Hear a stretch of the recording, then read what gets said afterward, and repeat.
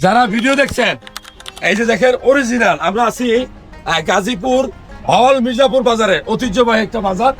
মনে রাখবেন, এই যে তেঁতুল খেয়ে বড় হয়েছি, বুঝছেন? এটা এমন একটা খাবার যেটা দেখলে সবার জিহ্বায় কি জল আসে। দেখেন আমি তো আমাদের ভাই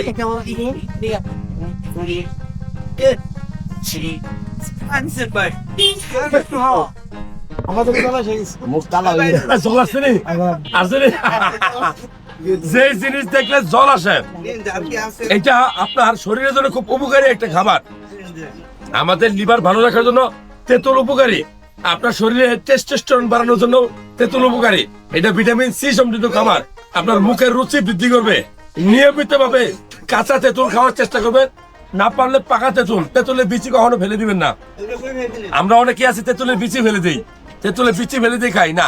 তেঁতুলের বিচি শুকাবেন, বেটে নিবেন, বেটে পাউডার করবেন। মাসে অন্তত 2 বার 2 চামচ খান, আপনার লিভারটা সুস্থ থাকবে, ভালো থাকবে।